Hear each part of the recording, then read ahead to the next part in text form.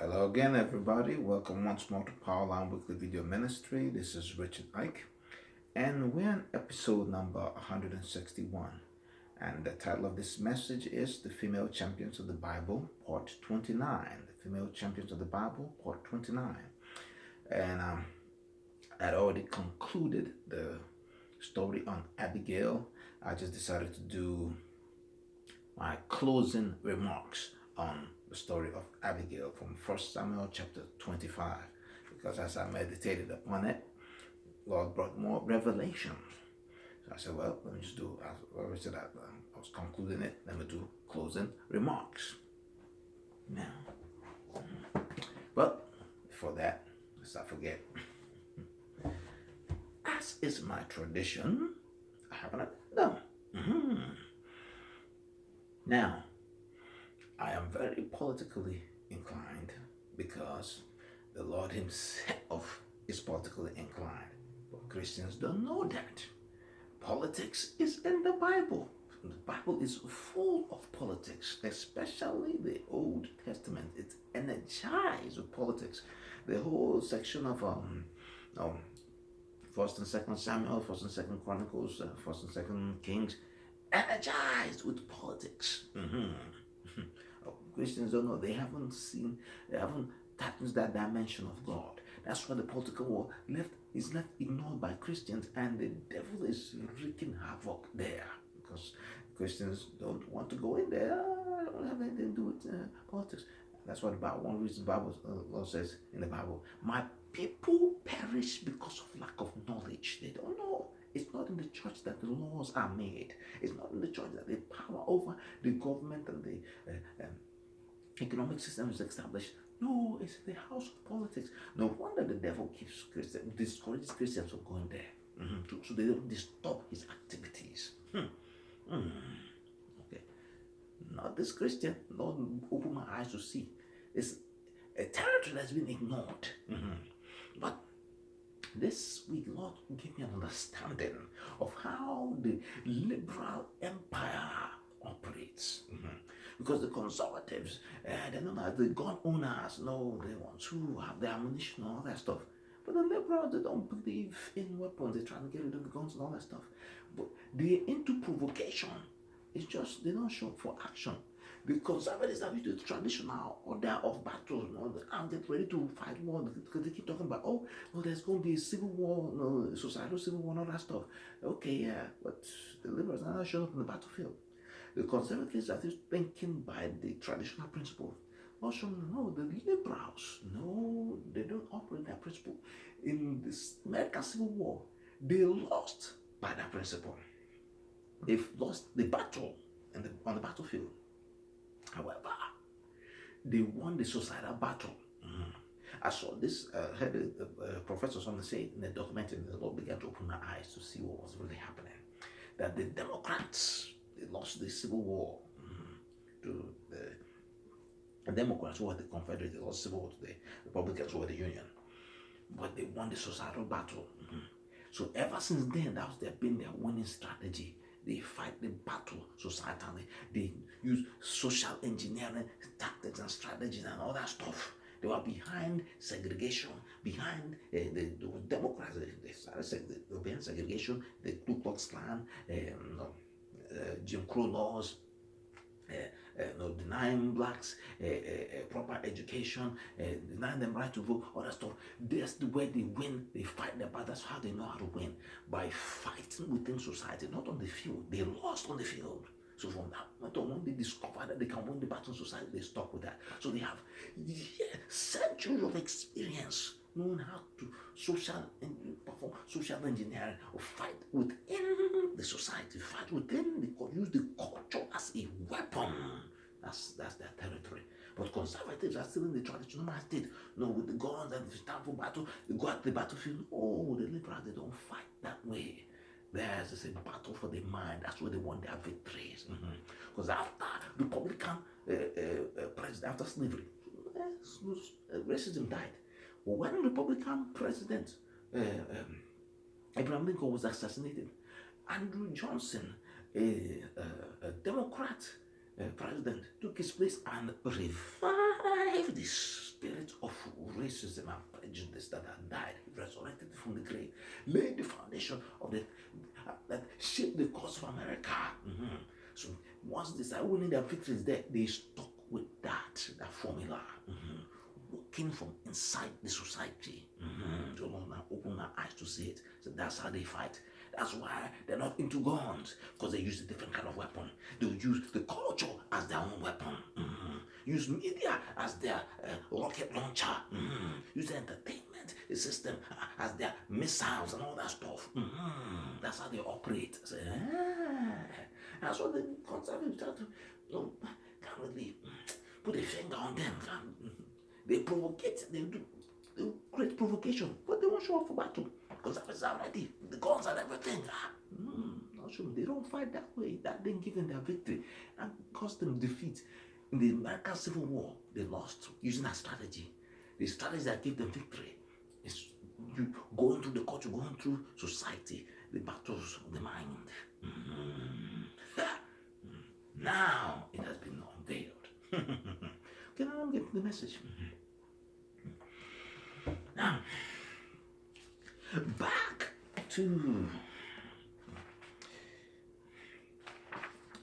1 Samuel chapter 25, where the fantastic and amazing character of Abigail emerged. Now, the Bible tells stories that I used to read these stories. There's something familiar about this. I've been a movie buff my whole life. So before I knew the Bible, I knew movies, how they are structured. And when I used to read the Bible, I was reminding me of this, the way movies are structured. Come to find out, America is a Judeo-Christian nation, has a Judeo-Christian foundation. America is not even aware of how deeply interested in the Bible that America is. Hollywood itself is using storytelling patterns and protocols that come from the Bible. The whole structure, the whole Act 1, Act 2, Act 3, the whole structure. All the things are familiar to me. I read the Bible and say, it's like a man of these movies, how the movies are set up and structured. I forgot the term they use, but I'll describe it. Whenever there's something, there's the movie, they're usually in the first or second act, they will show something in the movie. It seems like it's irrelevant, but they just show it.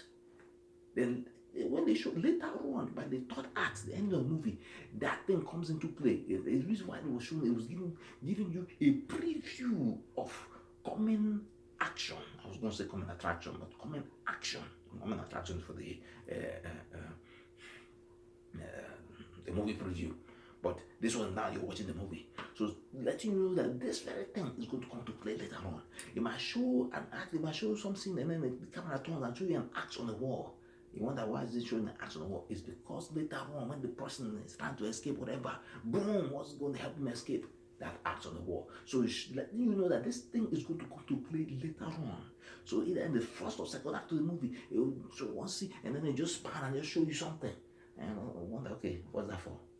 Later on, the guy's trying to escape. He's stuck.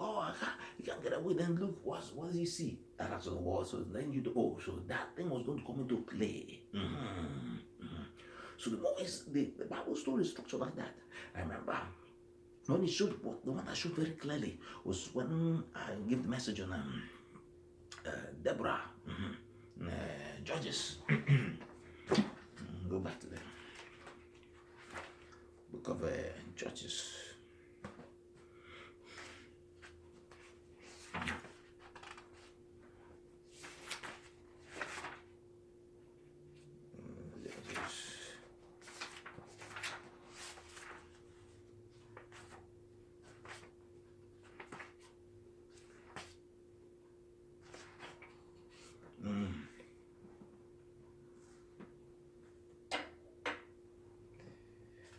Judges chapter 4, when Israel had sinned against the Lord, and then Sisera and his army had come against Israel, they were oppressing Israel and all that stuff.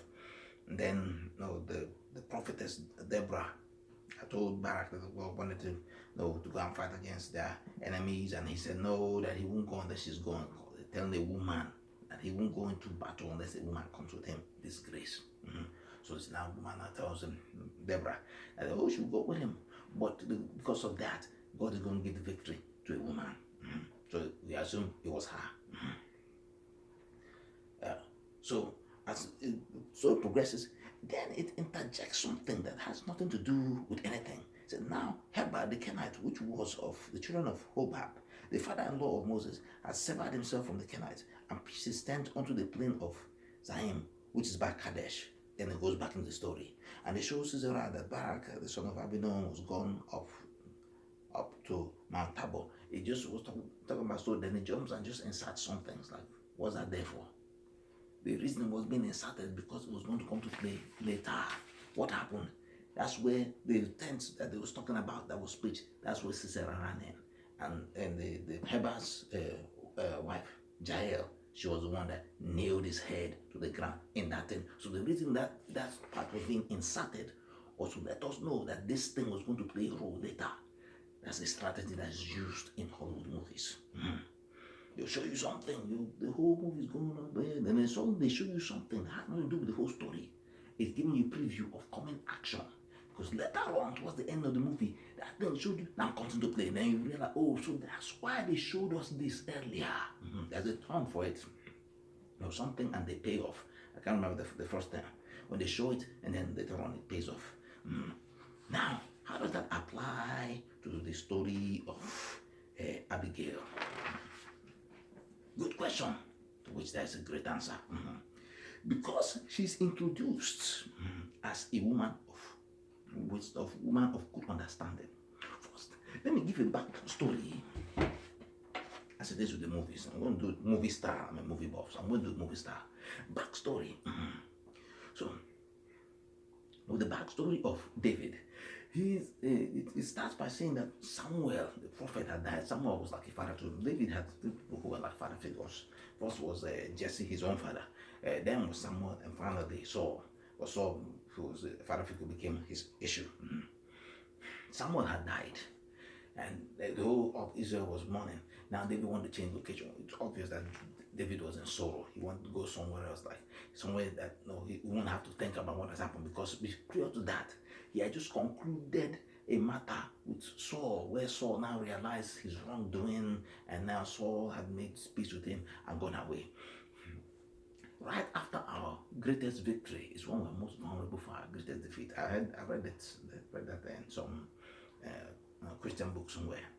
It was after Jericho, the victory of Jericho, that Israel suffered their great defeat. I was pronounced. Jericho was their great mighty victory. What they are celebrating, they suffered. Now, the next battle, Ai, small town, beat them, and they suffered their defeat, and they went from celebrating to sorrowing. So Lord showed me something. The strategy of the enemy. And the enemy has a threefold battle attack, threefold strategy. One is the pre-battle, to keep you from actually getting to the thing that you're fighting for. Then the second is the battle itself, to obtain that thing. When you're victory and you're celebrating, you don't know that he's coming for his retaliation attack. That's where he usually gets most people. People are prepared for the pre-battle attack, where they're trying to be something's trying to prevent them from getting to that location. And then when they get to the location, they fight the battle, and then they win the victory. They start to celebrate. The enemy, he has no scruples, no honor, no principles, nothing. No, he's coming for a last lick when you don't anticipate, when you don't expect it. Come to do a sneak attack and then strike. Bam! That's where he gets most people. And his retaliation attack. So once the Lord revealed this to me, I was properly armed. I said, so now I know how the devil operates. So when you gain victory, you start celebrating, beware. Enemy might be coming for a sneak attack. That's retaliation is in nature. It's in the Bible. Michael and his angels, in the book of Revelation, the Michael and his angels fought against the dragon. What did they say? Next, the dragon and his angels fought back. He's a retaliating agent. And all his children that have his spirit in them, they are also retaliating agents. You strike them, they have to strike back. So, David had just won a victory with Saul. Let me read that part. Major part. Saul had come out with his army on the urging of the people. Saul, his issue had always been people. That's the mistake. Well, God chose him because that's what the people wanted. It wasn't God's choice. And what people wanted, external content, but it wasn't internally packaged. The day he was to be coronated, he was hiding the baggage because he was afraid of the people. And that fear is what cost him his kingdom. That fear is what cost him his demise. He had been afraid of the people. When he was supposed to wait for Samuel to come and make a sacrifice, he was afraid of the people, so he made the sacrifice because Samuel was taking too long. When Samuel arrived, he said, if you had obeyed, your kingdom would have been established forever. What does that mean? Which means if you had obeyed, the Messiah would have been coming through Samuel's line. Saul's line, not David's line. The Messiah would have been known as the son of Saul. But because he disobeyed, he now went to David, now the son of David.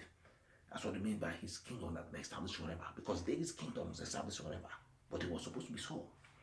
And then when God told him to go through Samuel to go and wipe out the Amalekites, to carry out, execute vengeance for what the Amalekites had done, he spared the king and the dude got him to wipe out everything. He spared the king and all the livestock. Why? Because of the people. And then someone dropped the bombshell on him. Your kingdom has been taken from you. The people. And I'll show me, was the people that were provoking him to run after David. Chapter 24. The people told him, hey, is David not Nangedi? And after David. And then David did something that spared his life and he was convicted. And then 25, Abigail came to the picture. And 26, the people again told him, it's David, not in the hill of Hatila. And then he started to pursue again, back and forth. The people. Even the issue that David had later on after Saul was dead, when there was famine 3 years, and David inquired the Lord and said, it's not on account of Saul, who's the Jebusites, who they had an agreement with. It must have been the people that told Saul, go and get the Jebusites, blah, blah, blah, blah, blah. Because Saul was the people, he was always afraid of the people. Even after Samuel told him God had taken the kingdom from him, he tried to grab Samuel, pull him back, and his robe tore. He said, that's the same way God has turned your kingdom away from you. He was still pleading with Samuel to come with him to go and pray in front of the people, to make him look good in front of the people. He was afraid of the people. God got so tired of Saul that he will no longer pick up his call. Say, I can't hear from the Lord any longer. Say, when you go and consult a witch. What that mean? God got so tired that he will look at, when Saul is invoking God, he will look at his phone and see caller ID. Saul, I'm not picking up this call. Tired of this guy. So God was no longer taking his calls. And he said, I can no longer hear from God. That means God was no longer taking his call. God got so fed up. I'm not taking this guy's call any longer. Let it go to voicemail. That's why he went to the witch and then finished himself. So that's Saul's backstory. Well, here, after David had spared Saul's life, this was what happened to Saul, and Saul was pushing David. And it came to pass when David had made an end of speaking these words unto Saul, that Saul said, is this thy voice, my son David? And Saul lifted up his voice and wept. And he said to David, thou art more righteous than I, but thou hast rewarded me good, whereas I have rewarded thee evil. And thou hast showed this day how that thou hast dealt well with me. For as much as when the Lord had delivered me into thine hand, thou killest me not. For if a man find his enemy, will he let him go well away? Wherefore the Lord reward thee good for that thou hast done unto me this day. And now behold, I know well that thou shalt surely be king, and that the kingdom of Israel shall be established in thine hand.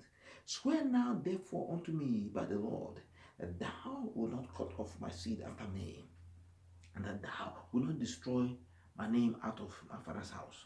And David swore unto Saul, and Saul went home, but David and his men got them up unto the hold. Why did they remain in the hold? Because they didn't trust Saul. But he had sworn unto Saul that he won't wipe out his household. That's why Saul's household remained. But Saul's household continued to trouble David. David did not wipe them out because he had sworn to Saul that he would not do that. But they did not respect the fact that Saul was keeping them alive. They kept on troubling David. But they grew weaker and weaker. Why they grew stronger and stronger? Because of that he swore to Saul that he won't wipe them out. That's why David let them live. Now this is the background. And this part where Saul says, Esau says, for thou hast rewarded me good, whereas I have rewarded thee evil. This will come to play in the story of Nabal. This will show what triggered David. David was carrying out his anger on towards Saul out on Nabal. Now, as for the backstory of Nabal and Abigail, I was curious as to how and why Abigail ended up with Nabal, ended by Nabal, because Nabal was an evil man, evil and churly man. But Abigail was a woman good understanding. So I want good understanding. Show her that this is not a good man to marry. So I looked at the clue that the Bible gave, which was in the ancestry of Nabal. That's how the Bible drops clues, right? Little shining gold nuggets for you to go pick up. And when you start to get the gold nuggets, that they can start to find, oh, there's something on that. But it was just little glint. So say, okay, verse 2. Let me read it from verse 1. And Samuel died, and all Israel were gathered together and lamented him and buried him in the house of Ramah. And David arose and went down to the wilderness of Paran. And there was a man in Maon whose possessions were in Carmel. The man was very great, and he had 3,000 sheep and 1,000 goats, and he was shearing his sheep in Carmel. And the name of the man was Nabal, and the name of his wife was Abigail, and she was a woman of good understanding and of a beautiful countenance. But the man was childish and evil in his doing, and he was of the house of Caleb. Now it seems contradictory. She was a woman of good understanding, but she ended up marrying a man that was evil. Good understanding, tell her that this was an evil man to marry. Then it would seem that, oh, she must have married him because of money. But one good understanding, tell her that it was a mistake. So, but they said that he was of the house of Caleb. I know Caleb's story. I know Caleb. One of the two men, out of the 12 spies, there were two that brought a good report, Joshua and Caleb. The other 10 brought evil report and turned the heart of the people, the part that God revolted and gave them 40 years in the wilderness, the children of Israel, to die.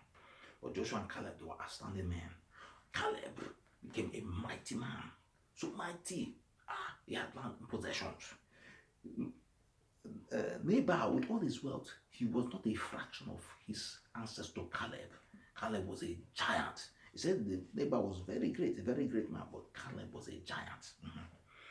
But I thought of this scenario was let me get a picture from the Bible, from the past. What scenario could be playing out here? It reminded me of when Caleb gave away his daughter to Othniel. In Judges chapter 1. Well, let me start from Judges chapter 1, 14 and 15. But let me start above. Let me start from verse 12. And Caleb said, he that smiteth Kirjath Sepher and taketh it as a city, to him will I give Achsah, my daughter, to wife. And Othniel, the son of Kenaz, Caleb's younger brother, took the city, and he gave him Achsah, his wife, his daughter, to wife. But now he says, and it came to pass when she came to him, that she moved him to ask of her father a field, and she lighted from her donkey, and Caleb said unto her, what wilt thou? And she said unto him, give me a blessing, for thou hast given me a south land. Give me also springs of water. And Caleb gave her the upper springs and the nether springs. Caleb gave her land. Say, okay, you give me land. I want more. Give me the spring. Give me water. And give her springs of water. I'm wondering why this is an odd scenario. I said, hey, let's put common sense in this. Probably she didn't really like the man. Maybe she didn't really find him attractive. And she was like, no, you have to compensate me more for this. You have to give more compensation. You give me land. It's not enough. We need to marry this guy. We need more compensation. I need add water to it. And land was the equivalent of giving you business, because land is where you sow seed, and then the seed brought up plants, and you had a harvest. So when you were given land, it was like in those days, it was like you've been given a business. And to give you land and give you water, that's the business plus supplies. So that's more than the equivalent. He gave his daughter a business over the marriage, and said, no, it's not enough for me to buy this guy. I need more compensation.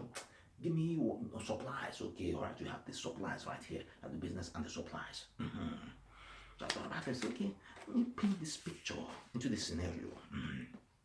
So perhaps Abigail being married to Nabal was of convenience. Perhaps because there are scenarios like that where the person, the rich guy, want to marry some young girl, and the young girl, I won't agree. No, I'm not, I don't like this guy. And the family tell her, oh, if you marry the guy, he'll finance the family, he'll put, everybody through school, and he'll pay for the business and all that stuff. So we're like, okay, marriage of convenience. So now the girl will be like the sacrificial lamb, so that the family will be secure. When I look at I see a wedding, I look at the face of the bride. Look, the expression on the face tells me the true consistency or content of the marriage. If the girl marrying a rich guy, if she has a kind of fake smile, I can tell fake smile, I say, that one's a gold digger. If she's looking sad, I say, okay, that one's sacrificial lamb. There's benefits from that. You don't really want to be in it. But if there's glint in the eyes, okay, I can see the affection there. I could tell by the look of the face. So I say, this one seemed like it was the marriage of convenience. Or maybe she was a sacrificial lamb. It will secure the family, and then she might have got like, with good understanding how she ended up with a person like this. I was worried about that. I'm just trying to figure that one out. So that's the kind of backstory to I want to find what's the justification of having married to a man. She has good understanding, but look at who she's married to. Okay. So now,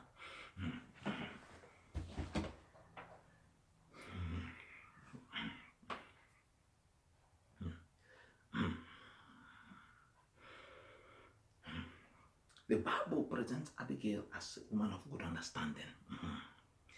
That was the preview of the coming action.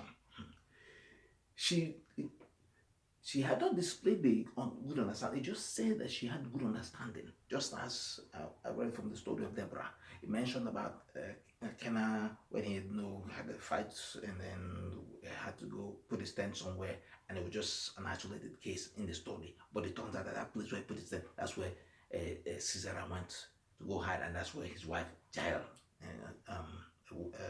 Kenna's wife Jael, killed Sisera. So mention that good understanding. He hadn't done anything yet. It's later on that she now deploys that good understanding. Then we understand why she was introduced as a woman of good understanding. Give us a preview, and later on give us the action to justify the preview in the same method. That's how the movies are, how they set this up in movies. They'll show you a certain scene, but then later on, there's the payoff. Something happens in the first or second act, show you something.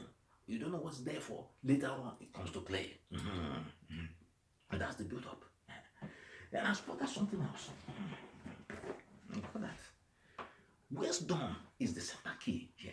That's what Abigail will be known for. I call her the Solomon of the Bible. You say, oh, she doesn't have a book. Doesn't need to. Wisdom, understanding, the trifecta, the incognition trifecta of knowledge, wisdom, and understanding. This cognition trifecta, they are there to do one thing: solve problems. That's all they needed for. Without problem, there will be no use for knowledge, wisdom, understanding. The reason that they exist is for problem solving. So why I call her a female Solomon is because she deployed understanding, that good understanding, to solve a problem, a crisis that David was bringing. David was bringing a holocaust to her household. It was an understanding that she deployed to solve that. I said, this one's a female Solomon. Because all the writings of Solomon, the Proverbs, was all for solving problems. It will describe the problem and then give you the solution. This problem, the solution, problem, solution, problem, solution. So that was a problem, and she came up with the solution. Now, let's see if I can follow my list. The Proverbs 31 woman, that virtuous woman, and for the sake of time, I'm not going to read it. But that's the most famous woman in the Bible, really. More famous than Mary. The Proverbs 31 woman. Let me just read a little sample of it. Because every That's the ideal for every Christian woman to become like the Proverbs 31 woman. This is the manifestation here in Abigail. Everything that Proverbs 13 was saying, this was the manifestation in Abigail. Let me see if I can read just a few lines on it.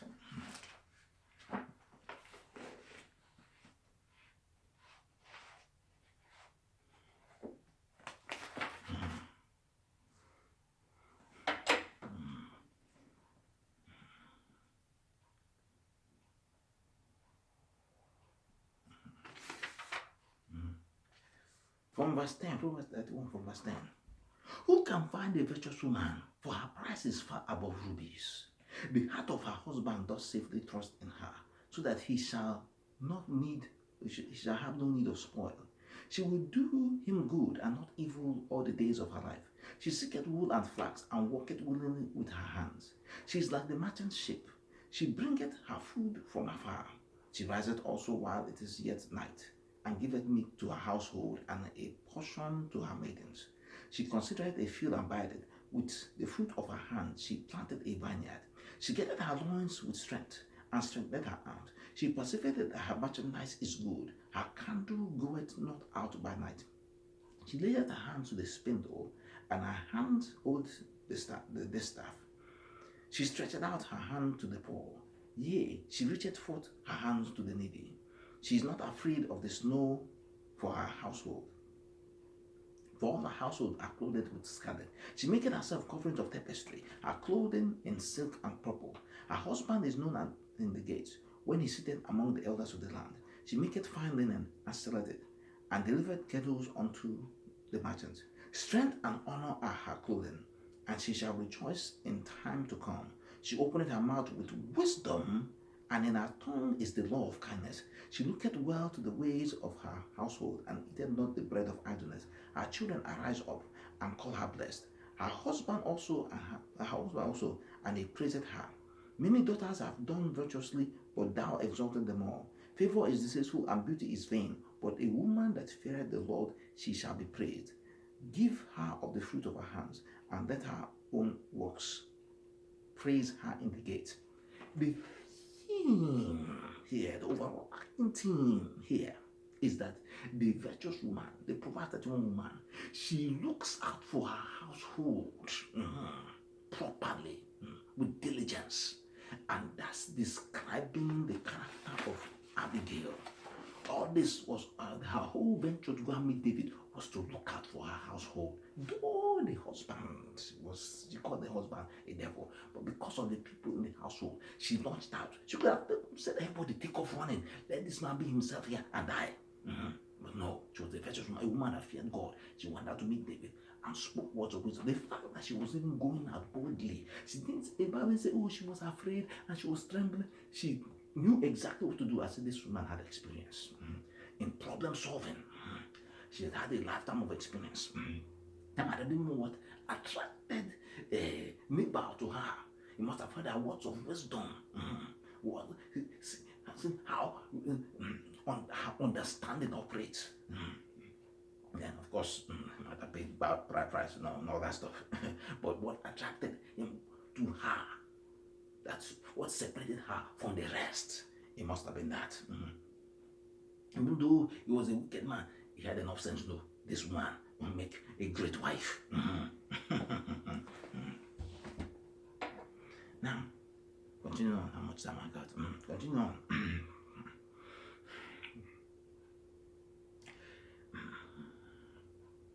It was because of that understanding that she attracted David's attention. Because of that her understanding, that she so mesmerized David that upon first encounter, just encounter her one time, David wanted to marry her. After he heard that her husband had died. Next thing, you say, are you arranging for the funeral or anything? Just send a message that I want to marry her. And say, how are you coping? How are you doing this? I want you to overheal me. David had never encountered a woman like that before. First encounter, First time he saw her, first time he heard her, she mesmerized him, just completely wiped it. I was like, being hypnotized, how they wave this clock, you're feeling sleepy. And she was done talking. David was on just seeing stars. But he didn't even know what hit him. By the time they got back to the cave, like, what happened? He's like, I don't know. I just something about her words just completely mesmerized me. But she was married, so he didn't mess with that. Just went about his business. David, the David of the wilderness and David at the throne, it kind of diverged. He was a man of honor. How do I know this? Because his men were men of honor. They didn't even steal one sheep from Nabal. There was no report that, his men stole a sheep. No, they took on David's character, because David was a man of character. At that time he was. It was when he got to Bathsheba's situation, he messed off. But at that time he was a man of solid character, because he was under persecution. Sometimes it seems that when people under persecution, they maintain character. It's later on when God brings glorification, and they will now start to wiggle. But this time he was under persecution, so he maintained solid character. There was no event of his men stealing from Nabal. The fact that the men were with him was because they were drawn to his solid character.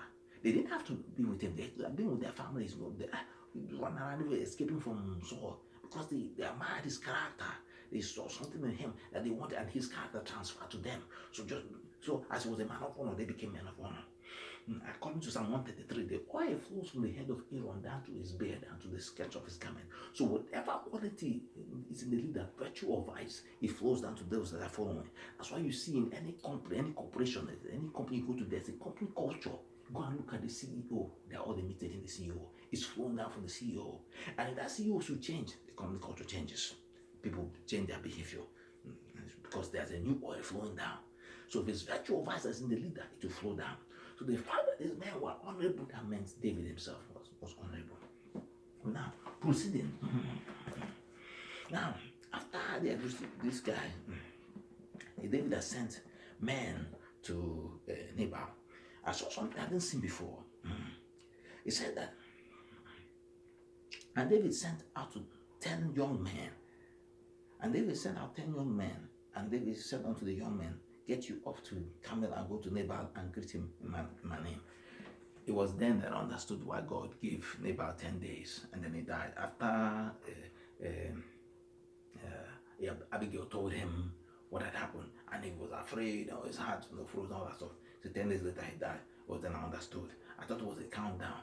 Perhaps a countdown, but there's another side to it. David sent 10 men to him. So God is an equation balancer. Each day was for each man. He gave him 10 days and then he died. So each day was for each man. God is an equation balancer. Noah, the flood of Noah, the rains fell 40 days and 40 nights. Balance of equation. Jonah was in the belly of the whale 3 days and 3 nights. Balance of equation. The Lord Jesus was in the belly of the earth 3 days and 3 nights. Balance of equation. David sent 10 men to him, to neighbor. He rejected 10 men. God gave him 10 days to live. 10 days, and then he died. So each day for a man, balancing of equation. That's how it's the great God Almighty King Jehovah, the mathematician from eternity. That's him in action. That's why they say, 10, 10. Give him 10 days, 10 minutes. A day for each man he rejected. Okay. So now, after David, let me now move on to how much time I got now? The time was fast running out.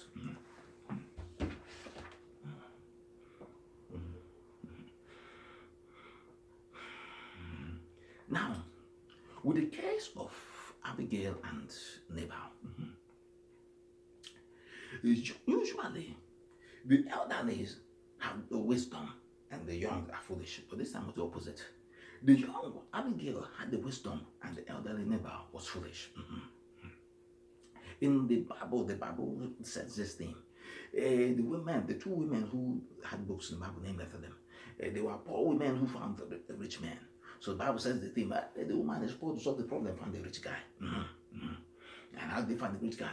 Esther, using the elderly wisdom of Mordecai, nabbed the king Ahasuerus. Ruth, using the elderly wisdom of Naomi, not the wealthy man Boaz. But when it came to Abigail, she was the one that was wise. Nabal was the foolish one. It seemed like the situation was opposite. So that's what makes this story unique. That's what makes her unique. She was the young one because the men like they marry younger women. And so I can conclude she was younger than Nabal. And the way she sounded, Nabal sounded like he was a much older man. She was the one that had the wisdom. Nabal was the foolish one. Also make the story unique. But now, before that, I run out of time. When David encountered Abigail, it was not the beauty. He said she was a beautiful contact. Let me read that description again. Intro and description. And after that, I close. It says, and the name of his wife was Abigail, and she was of a good understanding and of a beautiful countenance. He mentioned her good understanding first before her beautiful countenance to show the quality in her that was greatest. Yes, she was a beautiful countenance, but she had wisdom, a good understanding. That's the reigning quality in her. That's what magnetized David to her. It was her good understanding. It wasn't just the beauty. The external content is one thing, but the internal packaging is another. When she spoke, the external, internal content flowed out, and David received what she said, and he was mesmerized by it. It transformed him to the point where, when, as mentioned before, when David got to this point, he didn't just turn back. The only time he spared life was with Saul, because Saul was an anointed man.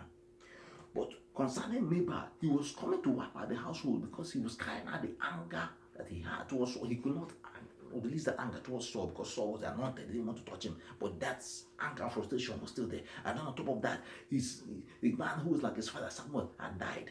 How do I know this? That it was anger towards the anger he had been built up from the whole Saul chasing him situation that he was trying to carry out. It's in what he said. Said, now David said, surely in vain I kept all this fellow had in the wilderness, so that nothing was missed of all that pertained unto him. And he had requited me evil for good. I said that's the frustration from running away from Saul. Why? Because Saul himself said it. Saul knew. This was what Saul said. Yeah. The Lord judge between you and okay. Saul lifted up his voice. For that was rewarded me good, whereas I have rewarded the evil. I said, so it's the frustration from what that's running from Saul. He's now about to unleash what is basically saying is that what I could not do to Saul, I'm now going to do to your household. I'll treat you all the anger coming from Saul. I'm now going to dump it on you. And here come Abigail to the rescue at the blues. She sent, Bible said she sent her servants first ahead of her. I was wondering why. I guess to inform them that she was coming. So by the time she arrived, she prostrated and said, oh, sorry, I didn't know, and all that stuff, and began to tell him about the future, his future kingship, and all that, to what as he's listening to her word. There are some people, when they speak, their words come with power. Someone else can say the same thing and won't have the effect. But when they say it, it will just do something to you. So she was that type of woman. I don't know, because of the result. She was not speaking by herself. There was divine power in her words. And after she had spoken to David, because I've encountered such scenarios, after she had spoken to David, those words stayed with David, because those words were able to overcome and overpower David. That's what happened when the man died. See, you send this man, go and tell her I want to marry her. Because he wants to have those words by him. I am sure. I said, my God, I am sure. And the times when David was depressed, he'd go to Abigail to come and say something to him. Just say something. Just say anything. I just like to hear you talk. I just like to hear you speak. So, okay, the pastures are green. Yes, the pastures are green. Yeah, go on. And the flock are feeding. Yes, the flocks are feeding. Go on. And the sheep is leading. The shepherd is leading his pasture. Yes, the shepherd is leading the pasture. He led them beside still water. Yes, beside still water. And he restored their soul. Yes, he restored their soul. His rod and his staff, they comforted. Why did I think about that? Yes, and his staff, they comforted. Go on. There are some people like that. Their words. Anytime there's chaos, that's the person you think of. Let me just hear them. Let me just hear something from them. You know, when they speak, something's going to come out that will soothe the soul. Something's going to come out that will wrap your spirit. Something's going to come out that will put fire in your belly. Okay, I'm running out of time. I'm going to conclude with this. Two scriptures. Proverbs 24, 3 to 4. 24.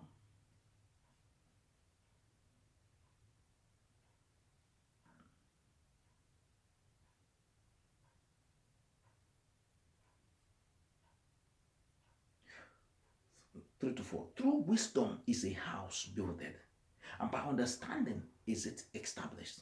And by knowledge shall the chambers be filled with all precious and pleasant riches. People are looking for riches. It's through wisdom. Yeah. So through wisdom, a house is built. And by understanding, it is established. And by knowledge shall the chambers be filled with precious and pleasant riches. The trifecta of cognition. Wisdom, understanding, knowledge. That's what Abigail deployed on David, mesmerized David on one encounter. David wanted to marry her. After her husband had died, he said, hey, fetch her, tell her I want to marry her. And she knew that it was the wisdom she had deployed that had mesmerized David. If not, she would have been asking questions. But I knew it was the wisdom. Probably what she did to Nabal. She deployed wisdom, Nabal. Even though it was evil, she just speak a word, wisdom, mesmerize him and put him in place and check. So she knew it was that how it was that she spoke the things that had come out of her mouth and mesmerized David. It was just a beauty.